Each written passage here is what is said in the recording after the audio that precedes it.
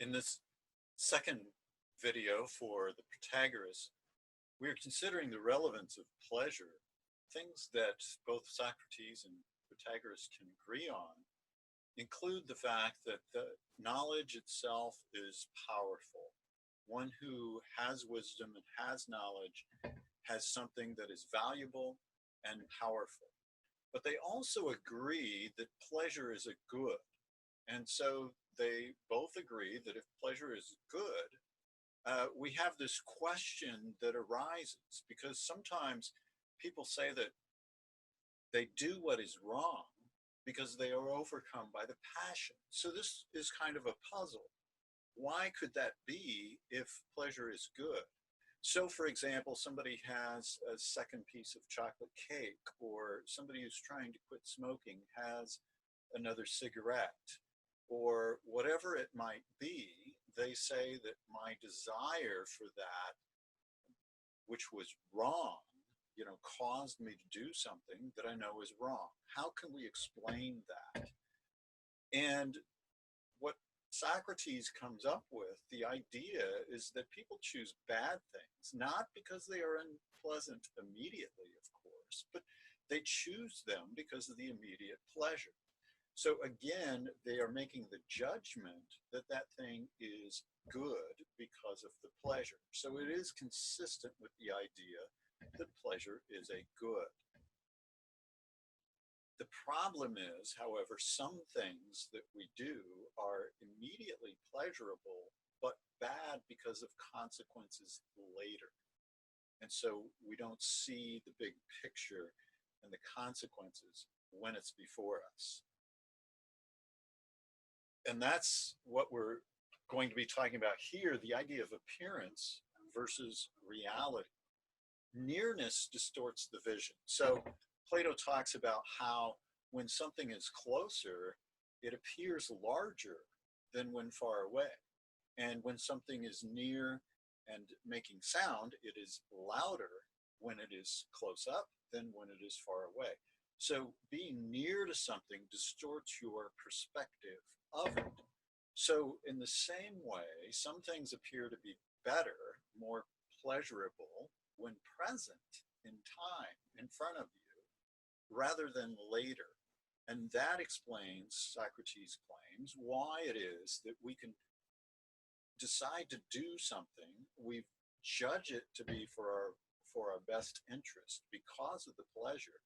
But later, reflecting back on what we did, we make a different kind of judgment and say that was not the best thing to do.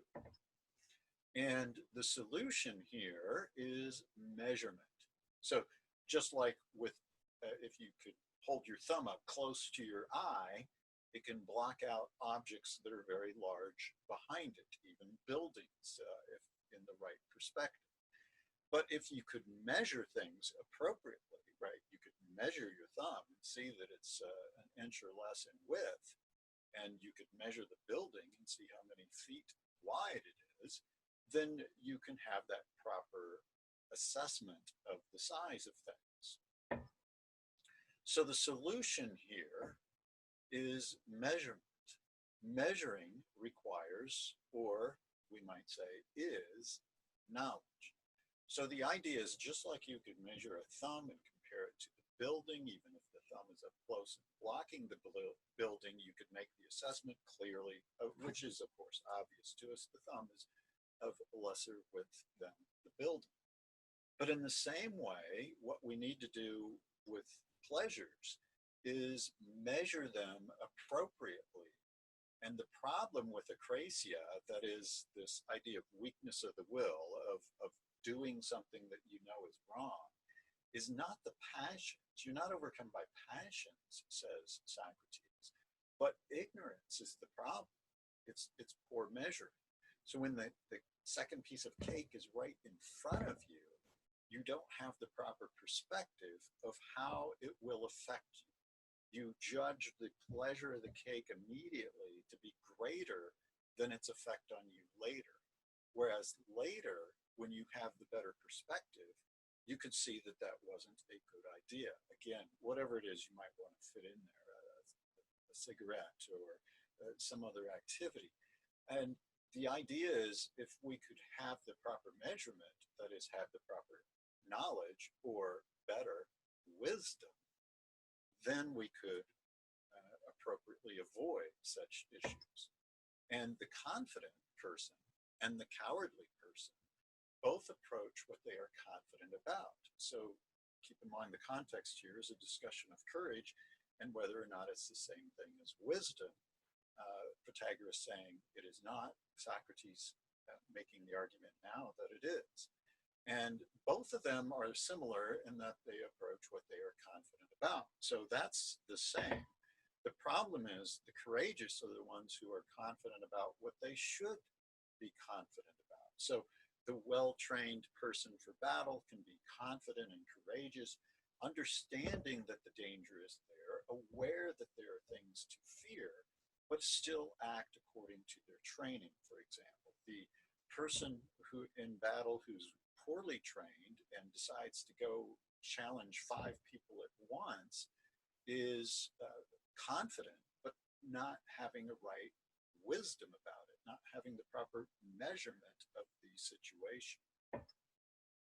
So now we can say something about wisdom and the virtues as a whole. We already concluded that the opposite of temperance was folly, and the opposite of folly is wisdom. So that meant that wisdom and temperance are the same thing. And Protagoras is out to show that wisdom is not the same thing as all the virtues by putting forth courage as an example.